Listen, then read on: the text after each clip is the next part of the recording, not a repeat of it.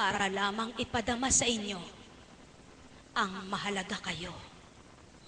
Sa munting kaparaanan sa mababang paraan upang patunayang may magagawa ang Ama sa inyo sa pananalig at pananampalataya nyo, mabubuhay ang kapangyarihan niya at ito'y sa inyo. Magagawang matanggap nyo ito tao kung may kalinisan ang puso nyo. Magagawa nyong matanggap ito tao kung may pag-ibig kayo sa Ama. Magagawa nyo ito tao kung malinis ang isip nyo, samantalang bilang katauhan nyo, mahirap ngang tuptin ito. Subalit sa ganang kalooban ng Ama at Espiritu niya'y binahagi sa inyo, may pangunawang susukal sa buhay niya. Anong susukal sa buhay niyo? Susukdol sa karunungan ninyong kaisipan, na dooy madarama at makikilala nyo ang gawa't salita ng Ama.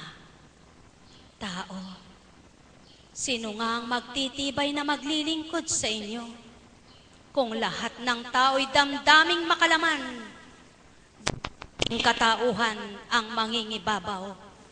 Di bagat wala? Di bagat walang magiging ganitong gawain?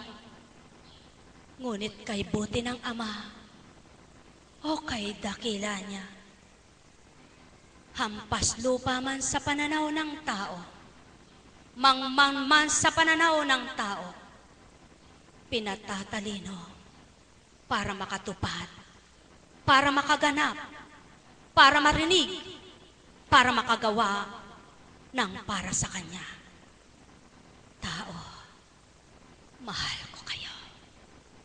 Tuwirang kong tinuturan, kay raming matatalino, kay raming mayaman.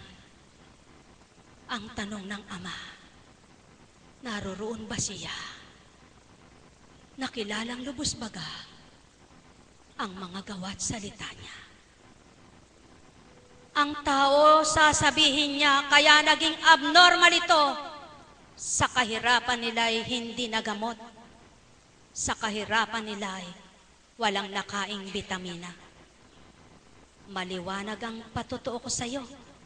Di mo man nakita si Apo Kunching mo nang pinagbubuntis ang anak mo. Sagana at kompleto ito sa bitamina mo na nilagok para sa kanya.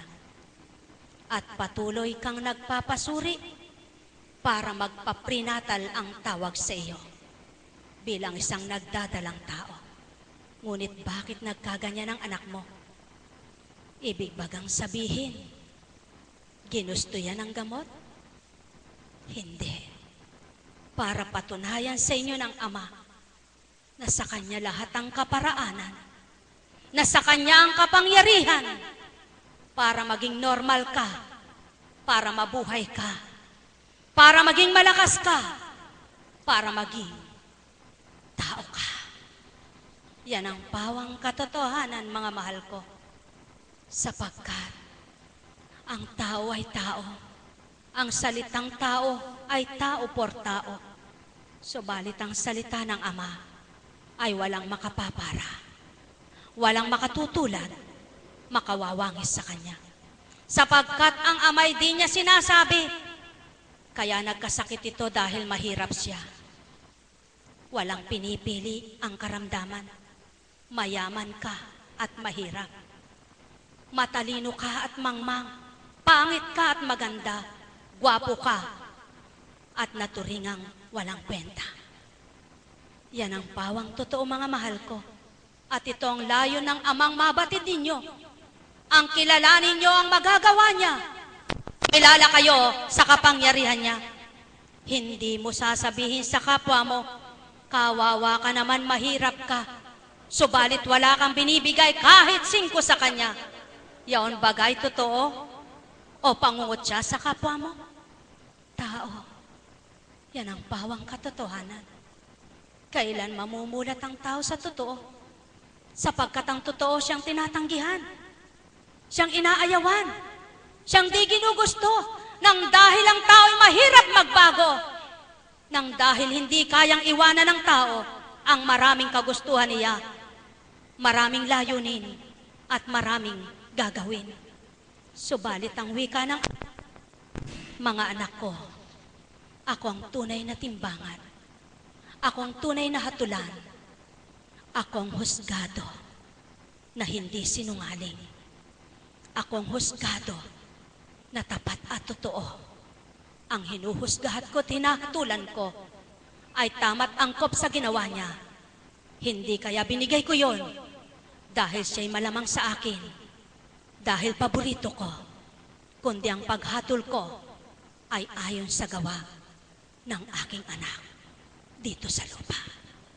Mahal na mahal ko kayo. Tuwirang kong tinuturan, mahal na mahal ko kayo. Katotohanan, kung minsan, nang dahil lumaki ka sa kayamanan, mataas ka sa kapwa mo nilalang. Kung minsan naman, nang dahil lumaki ka sa hirap, naalala mo ang kapwa mo, nagugunita mo, at sila'y nasa mong bahaginan.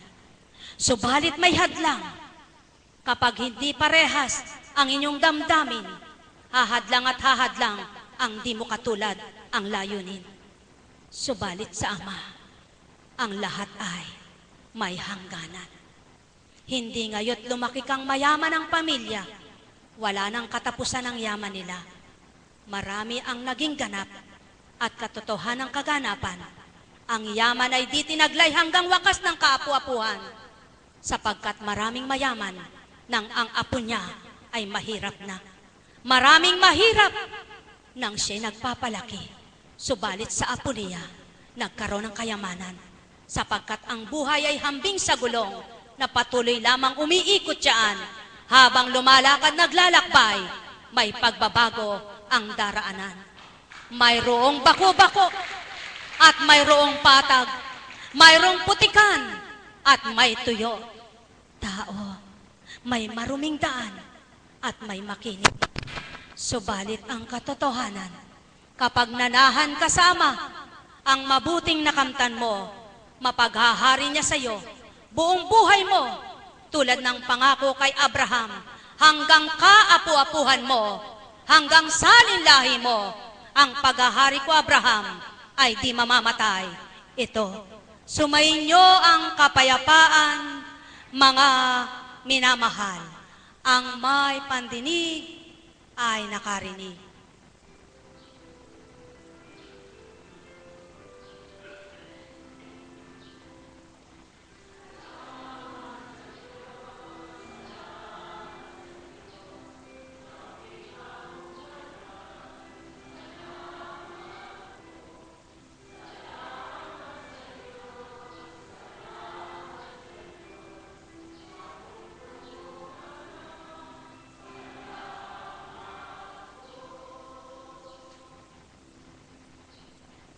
Buhay po ba ang Diyos?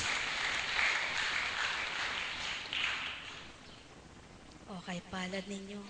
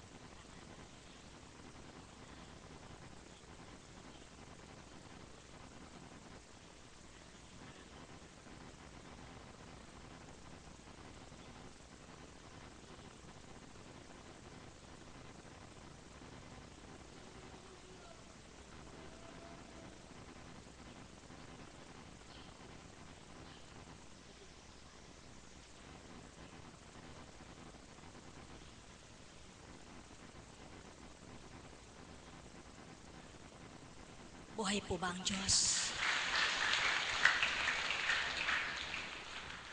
Ang buhay ay buhay sa bawat araw po. Kapag hindi pa ako lumuluwal, nagtatanong ako kung ano